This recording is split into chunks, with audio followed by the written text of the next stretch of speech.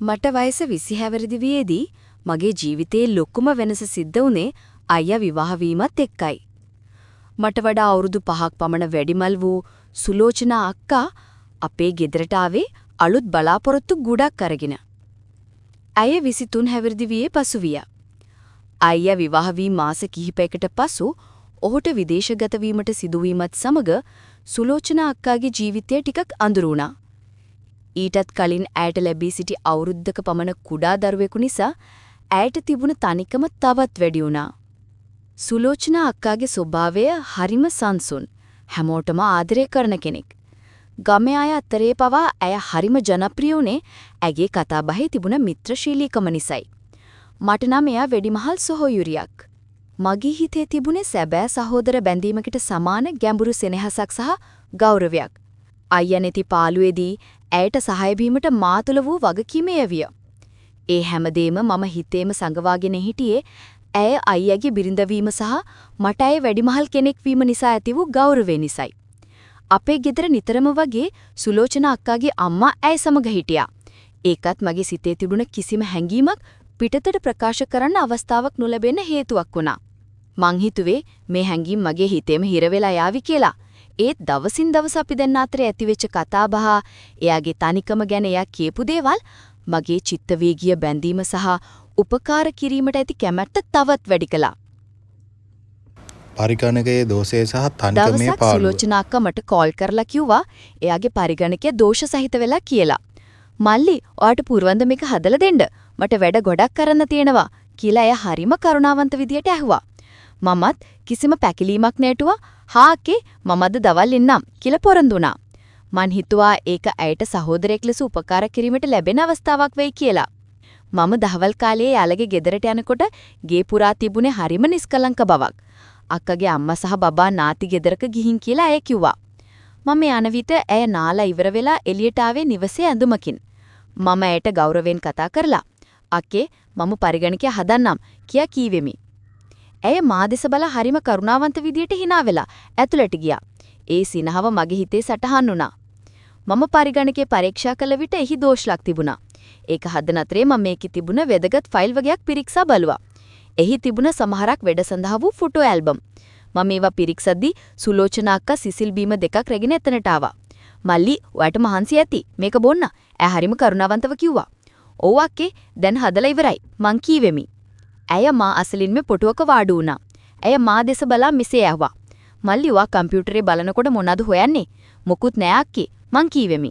මම දැක්කා ඔයා ෆයිල් වගේක් බැලුවා කියලා. අයියා නැති පාළුවට සමහර වෙලාවට විනෝදයට බලන දේවල් තිබුණා. ඇය දුකින් කිව්වා. එතකොට මට හිතට ආපු දේ කිව්ුණා. ඕව ඉතින් අයියත් නෑනේ.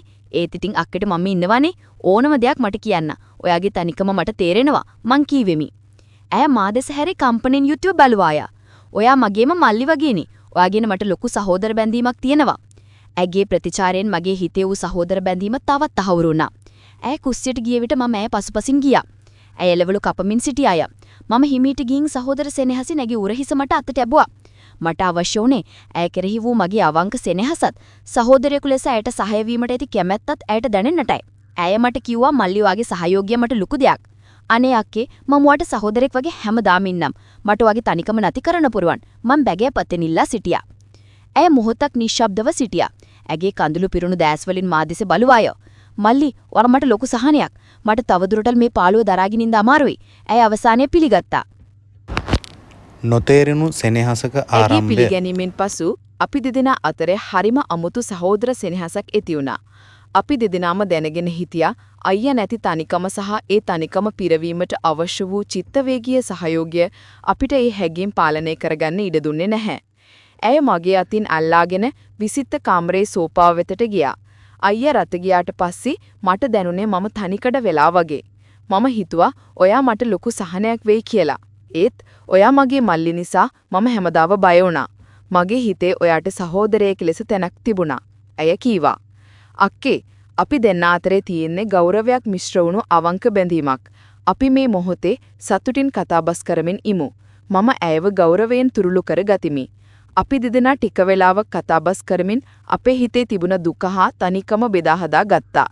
ඒ මොහොතේ අපිට දැනුනේ අපි දෙන්නා අතරේ ලොකු බැඳීමක් ඇති වෙනවා වගේ. අපි දෙන්නාගේම සිත් තුළ තිබුණේ පාළුවයි ඒ පාළුවෙන් මිදීමට අවශ්‍ය වූ චිත්තවේගීය සහයෝගයයි. අනාගතයේ ටික වෙලාවකට බලාපොරොත්තු පසු සුලෝචන අක්කා හරිම සතුටින් හිටියා. ඇය මා දෙස බලා සිනාසුණා. "මල්ලි, ඔයා අද මට ලොකු සහනයක් දුන්නා. අයියා එනකන් ඔයා මාත් එක්ක ඉන්නවනේ." ඇය ඇහුවා. "ඔව් අක්කේ. මම හැමදාම ඔයා ළඟ ඉන්නවා. බය වෙන්න එපා. මම හැම වෙලාවෙම ඔයාගේ සහායට ඉන්නවා." මම පොරොන්දු වුණා. මම ඇයට සමුදීලා ගෙදර ආවේ මගේ සිතේ වූ විශාල බරක් අඩුවාක් නැනි. එදායින් පසු හැකි හැම වෙලාවකම අපි දෙදෙනා මුණ ගැසී අපේ සහෝදර බැඳීම තවත් ශක්තිමත් කරගත්තා. අපි දෙදෙනාම දැනගෙන හිටියා මේ සම්බන්ධය හරිම වටිනා බව. ඒත් අයියා ආපසු එනකන් තනිකම මැද ඇතිවුණු ඒ බැඳීම අපේ ජීවිතයේ සුන්දරම සහෝදර සෙනෙහසක රහසය වුණා. පවුලත් තුළ ඇතිවන චිත්තවේගීය පාළුවට සහ තනිකමට නිසි අවධානය යොමු කිරීම වැදගත්ය. සහෝදර බැඳීම් සහ අන්‍යෝන්‍ය ගෞරවය පදනම් කරගත් අවංක සංයෝගය තුලින් එවැනි අවස්ථාවලදී පීඩාවට පත්වුවන්ට සැබෑ සහනයක් ලබා දිය හැකිය. අවදානම් අවස්ථාවකදී මානසික සහාය ලබා දීමේ වැදගත්කම මෙමගින් අවධාරණය වේ.